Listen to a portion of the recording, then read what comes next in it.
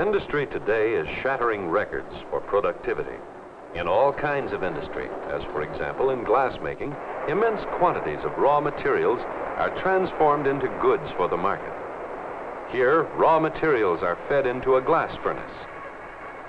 Processing these materials requires specially designed equipment and mass production techniques. Partly these develop out of ingenuity and chance, and partly out of experimentation. The results are products for the home, like the glassware being made here, and products for other aspects of modern living. Since a high rate of industrial productivity benefits everyone by providing better products at less cost, it is important for laymen as well as industrialists to understand what makes such production possible. Basic to this understanding is a knowledge of industrial organization. Each company is directed by a team of experts, the leaders of different specialized departments. Each department has a particular contribution to make to the work of the company it represents. For example, the production department relies upon men and machines to turn out finished products for the sales department to sell.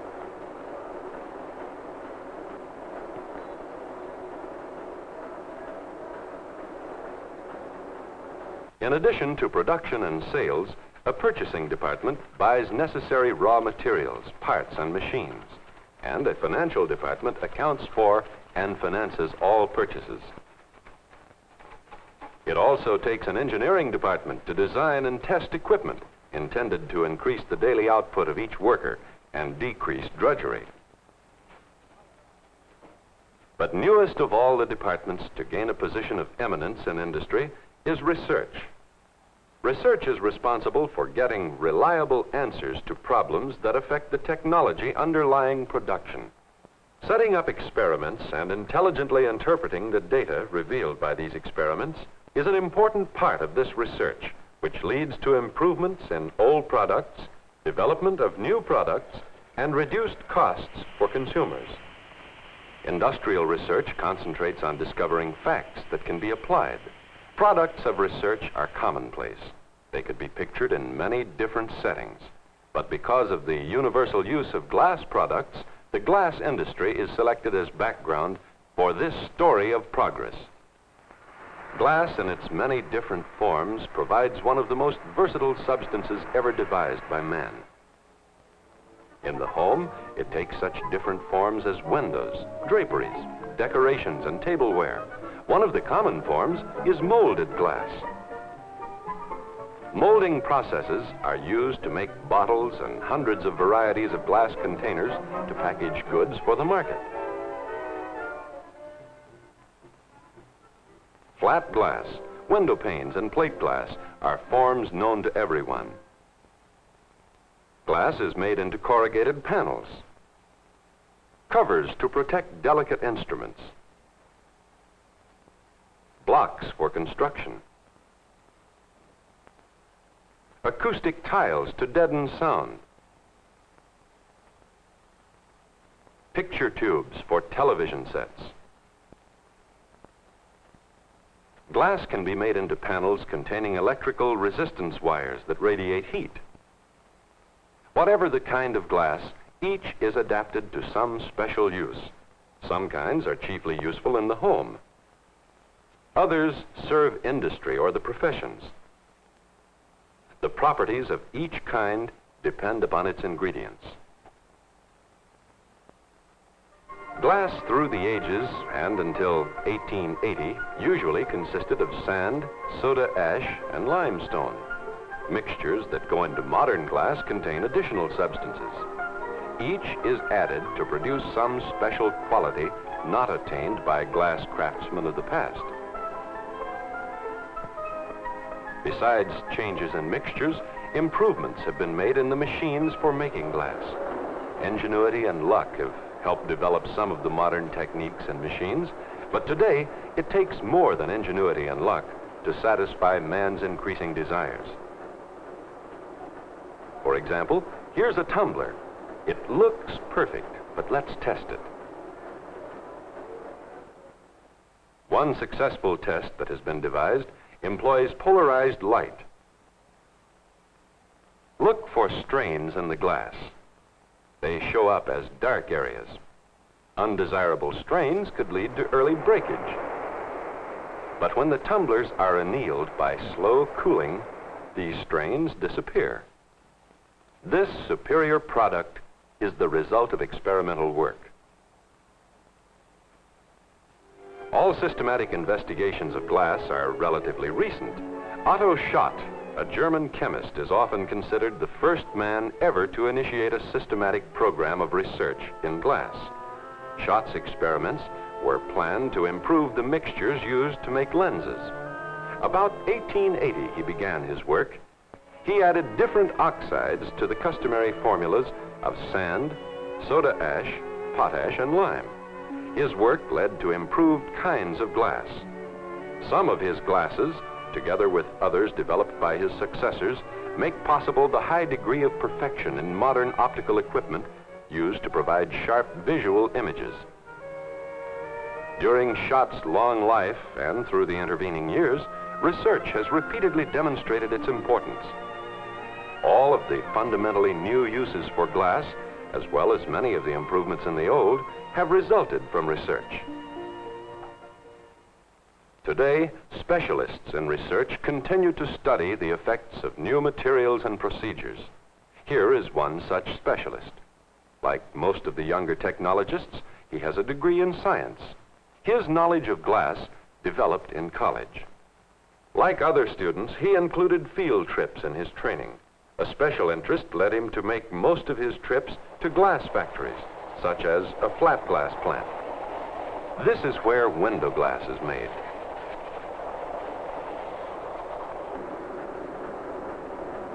Raw materials are received by the carload. The sand, soda ash, lime, and other raw materials are measured into batches to be melted. Huge containers transport the mixtures to the furnaces. Periodically, a batch of raw materials is added to the other tons already being melted. A large furnace like this may hold several hundred tons at one time. Heat released by burning gas produces a temperature of about 2,700 degrees Fahrenheit. The heat transforms the mixture from its solid form into a molten, sticky mass. The molten glass moves from the furnace as a continuous ribbon. Knurled rolls maintain the proper thickness of this ribbon-like sheet. After passing through a cooling tunnel, the sheet is cut into sections.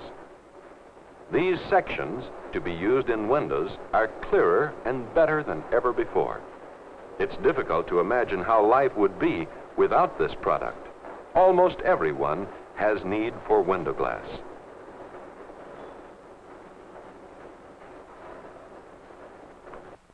Plate glass, another important kind of flat glass, is made from special mixtures of raw materials. The materials are melted in a massive crucible. Once the melting temperature is reached, the batch is ready for pouring. The molten glass passes through rollers and forms a plate. Unfinished plates are sometimes called blanks. As soon as they have cooled, the blanks are ready for finishing.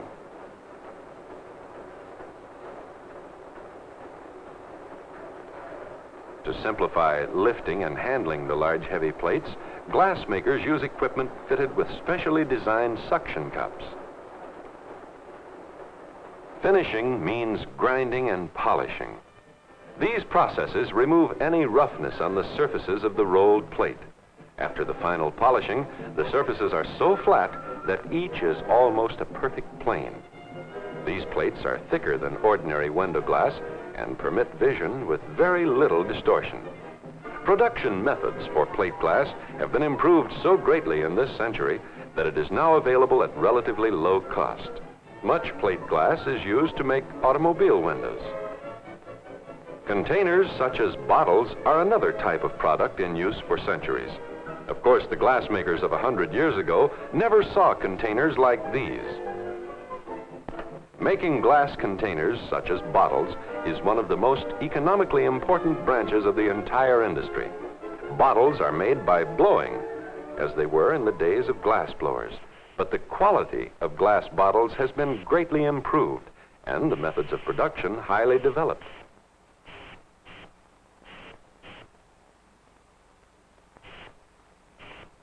Today, containers are not only better than ever before, but they are produced at rates that would astound glassmakers of even half a century ago. Virtually every home or market in the world has use for some examples of the container industry's products. In some modern factories, glass blowers still practice their ancient art.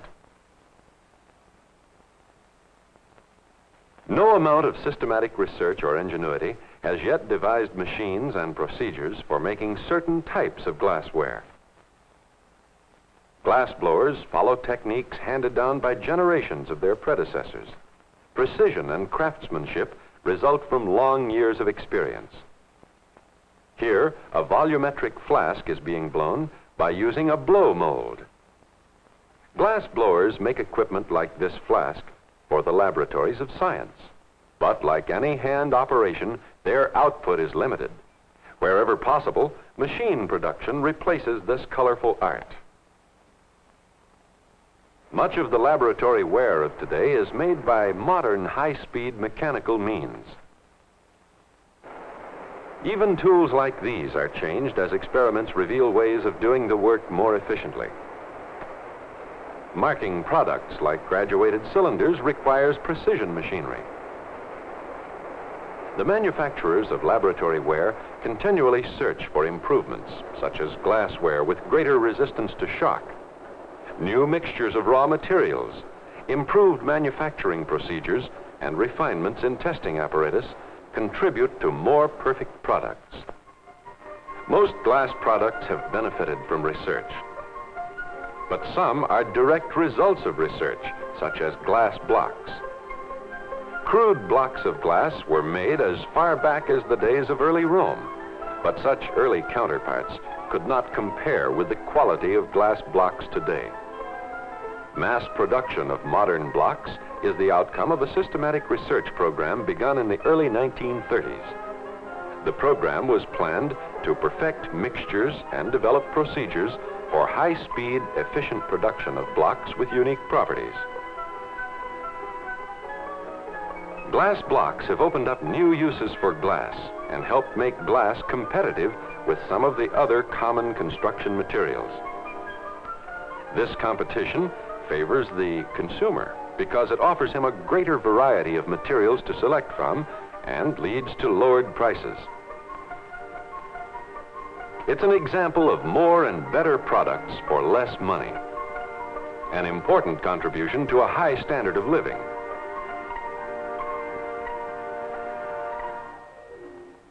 Glass fibers, like glass blocks, have been known for centuries, but were merely curiosities until recently. To make fibers, the melted glass is formed into marbles. After inspection, the marbles are conveyed into an electric furnace. Each marble will make more than 100 miles of fibers. Fibers can be made from these marbles that are much finer than a human hair. Transformation into fibers for textiles depends upon molten glass flowing through fine holes in a platinum trough. Textiles like this drapery can be manufactured from fibers of glass. Such textiles resist many of the hazards that could destroy ordinary fabrics. The raw materials of glass can be made into other kinds of fiber products without going through a marble stage. This is glass wool. Fibers of glass wool have many valuable properties. These fibers will neither shrink nor stretch, and they will not burn, rot, or rust.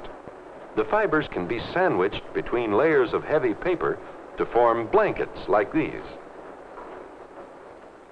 Each blanket provides insulation that will block or reduce the transfer of heat. It can provide insulation for a building to help keep the interior cooler in summer and warmer in winter. To insulate buildings, the paper-covered blankets are tacked between wall or roof supports. Compressed more firmly and treated with a special binding material, glass fibers are made into a pre-formed kind of insulating board for such uses as roof and cold storage container insulation.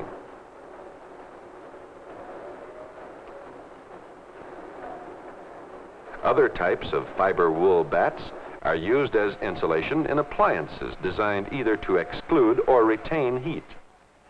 Treated in other ways, fibers of glass can be made into insulation that deadens sound from automobile or aircraft engines.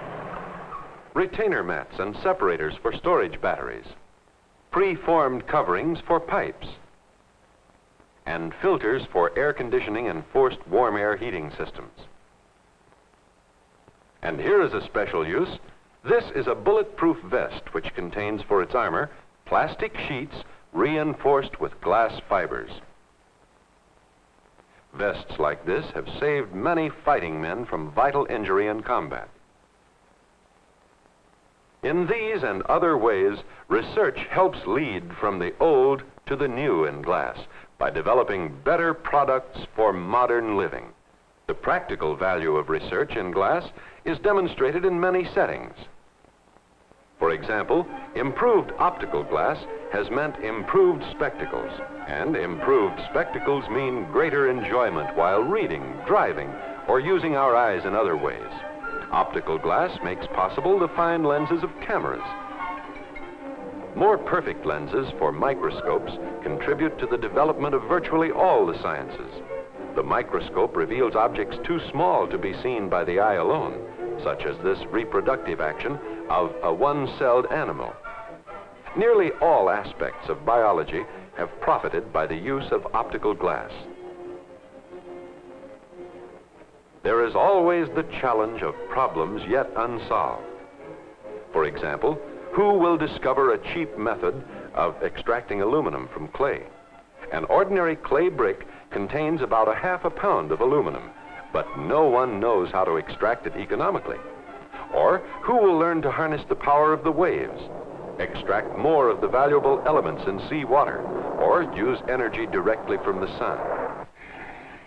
Who will be first to conquer outer space?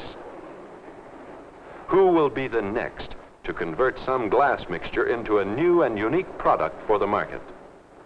Progress in glass, as in industry generally, becomes increasingly dependent upon research. The results of systematic experimentation may not often be as spectacular as in this production of electric lamp bulbs, but inevitably, research leads to more products at less cost to serve the needs of more people. Industry is learning to use research effectively and is thereby helping raise our standard of living. Today, men and women are working to solve many different problems. Their success will influence our future. The achievements being made in glass and in all other industries assure for industrial research a role of increasing importance in furthering industrial progress and the welfare of our society.